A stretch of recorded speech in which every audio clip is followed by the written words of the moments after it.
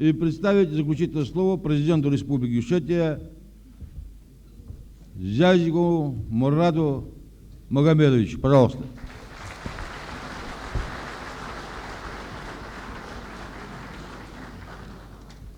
Уважаемые гости, уважаемые депутаты и участники расширенного заседания Народного собрания Республики Ингушетия, соотечественники, Хамсар Мехкой, прошедшие после завершения избирательной кампании время, глубокие размышления о предстоящей работе, теплые и в то же время деловые выступления и наставления, прозвучавшие с этой трибуны, еще более укрепили во мне понимание моей личной ответственности за судьбу ныне живущих и будущих поколений ингушского народа.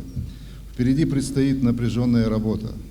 Моя уверенность в достижении поставленных целей всецело определяется двумя обстоятельствами. Первое – это поддержка президентом Российской Федерации наших программных положений, которые сегодня хорошо известны избирателям. Именно внимание и поддержка Владимира Владимировича Путина формировали у нас уверенность в достижении поставленных целей. Уверенность за слова, с которыми мы обращались к ингушскому народу. В оценке происходящего важно отметить и роль полномочного представителя президента России в Южном федеральном округе Виктора Германовича Казанцева. Ваша, Виктор Германович, принципиальная позиция в оценке ситуации и активная практическая работа по разрешению проблем южного форпоста России были для нас очень важными ориентирами и, несомненно, остаются таковыми и сегодня.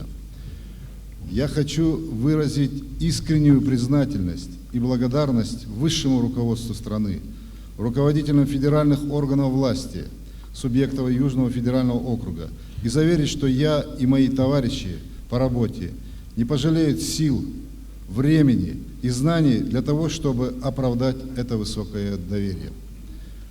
Но, безусловно, самое высокое доверие получено от избирателей, от народа Ингушетии.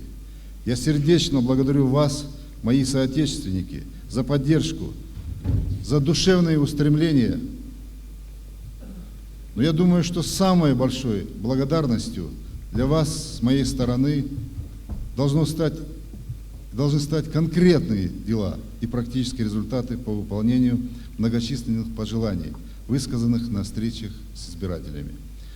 Если обратиться к проблемам нашей жизни, то в первую очередь следует выделить задачу подъема экономики республики. Речь идет как о промышленной сфере, так и о сельскохозяйственных товаропроизводителях, малом и среднем бизнесе. Развитие ресурсной базы, дать людям работу и гарантированный заработок. Наша первоочередная и главная на ближайшее время задача. Ее решение вплотную связано с обеспечением органов управления и хозяйствования квалифицированными кадрами, подбором и направлением на ключевые участки работы людей государственного мышления, имеющих опыт работы в современных условиях и надлежащую профессиональную подготовку. Без решения этих задач невозможна ликвидация столь огромной для нашей республики безработицы, подъема уровня жизни населения. Мы не имеем также права оставить на прежнем уровне социальную работу, заботу о незащищенных слоях населения. Ветераны войны и труда, инвалиды, безработные, женщины и дети требуют пристального внимания и заботы со стороны республиканских органов власти и управления. Мы внимательно изучим этот вопрос, порядок использования социальных средств во взаимодействии с федеральными структурами, примем и дополнительные меры. Специфическими и очень острыми для нас остаются вопросы возвращения вынужденных переселенцев и временно перемещенных лиц в места постоянного проживания. Мы рассчитываем на совместную конструктивную работу по решению этих проблем с руководством Чеченской Республики во главе с руководителем ее администрации Ахмедхаджи Кадыровым и Республики Северная Осетия Алания во главе с ее президентом Александром Сергеевичем Засоховым. Безусловно, здесь необходима поддержка Южного федерального округа и правительства Российской Федерации. Считаю исключительно важным и первоочередным направлением реализацию комплекса мер по обеспечению в республике законности и правопорядка, укреплению доверия граждан к милиции, судебным и прокурорским органам. Армия работников на этом направлении достаточно большая, а вот защищенными людьми себя зачастую не всегда чувствуют. В особый ряд я выделяю вопросы народного образования, культуры и здравоохранения. Все, что влияет на наше нравственное, духовное и физическое здоровье, должно стать и будет для нас главным в общей системе мер по развитию социальной сферы в республике. Для нас весьма актуально видеть и правильно формулировать государственную позицию Республики Ингушетия по проблемам безопасности, приграничного сотрудничества, борьбе с терроризмом в Северокавказском регионе, да и в целом на Кавказе. Это и многое другое необходимо делать сегодня в очень непростых условиях. Каждый упущенный день обернется завтра для нас потерянными годами. Уверенность в том, что поставленные цели будут достигнуты, определяется высоким нравственным запасом прочности нашего народа, его несгибаемым духом, помогавшим выстоять самые суровые годы давнего и недавнего прошлого, твердая вера в свои силы и возможности. Пройдя через тяжелые испытания, ингушский народ не растерял свои лучшие качества, сумел сохранить национальную культуру и самобытность. Но становление и развитие Ингушетии было бы невозможным без всесторонней поддержки федерального центра, наших соседей, республик Северного Кавказа, краев и областей Южного федерального округа, многих других субъектов Российской Федерации.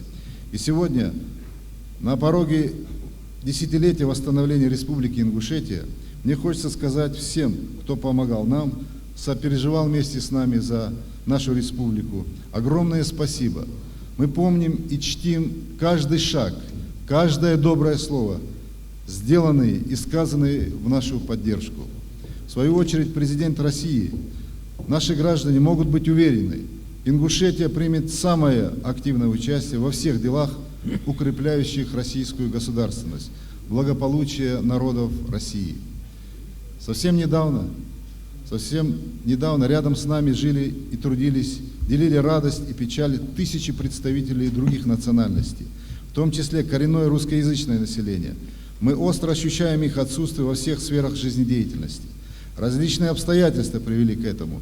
Сегодня ситуация иная, и процесс возвращения начался. Но ему следует придать еще большую динамику, задействовать необходимые ресурсы, а может быть подготовить и специальную республиканскую программу. Мы обязаны сделать так, чтобы люди по разным обстоятельствам, покинувшие республику, в последние годы, в том числе и русскоязычное население, вернулись к своим родным очагам.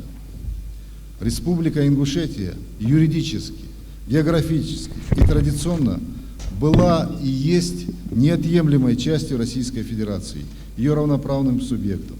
Это не конъюнктура, это не веление какого-то сегодняшнего времени, это выстраданное народом понятие, закрепленное в августе 1810 года договором о вхождении ингушского народа в состав России. Сегодня, как никогда, нам необходима консолидация внутри нашего общества, внутри нашей республики. Я не собираюсь делить граждан Ингушетии на тех, кто голосовал за меня, не голосовал за меня. Для нас всех гораздо важнее единение, рабочая обстановка, уважительное отношение друг к другу. Вот та атмосфера, без которой организовать достойную жизнь невозможно. В целом, гармонизация общественных отношений, особенно на многонациональном юге России, задача государственного масштаба. Именно на это сделал акцент президент Российской Федерации Владимир Владимирович Путин на состоявшейся в Сочи встрече с главами субъектов Федерации, федерального округа. Уважаемые участники торжественного заседания, ориентиры ближайшего будущего нашей страны определены. В недавнем послании президента Российской Федерации Федеральному собранию. И нам предстоит приложить все силы к тому, чтобы решить поставленные в нем задачи. Я обращаюсь к нашему духовенству, старейшинам, научной, технической и творческой интеллигенции, молодежи, общественным партиям и движениям. Знаю, вам не безразлична ваша личная судьба, будущее своих детей, завтрашний день Республики Ингушетия и всего государства российского. Жду вашей поддержки, вашей помощи, ваших идей и предложений. Жду вашего совместного труда во имя достойного сегодня и лучшего завтра. Еще раз благодарю всех, кто сегодня с этой трибуны выразил в мой адрес, а значит и в адрес народа Ингушетии, искренние пожелания мира и добра, созидания и процветания нашему благодатному краю. Пользуясь случаем, хочу выразить искренние слова благодарности и признательности всем, кто телеграммами, телефонными звонками и при личном общении поздравил меня с избранием на высший государственный пост республики. Дала эту баху, дала дикишам удынеш должен махалды. Спасибо.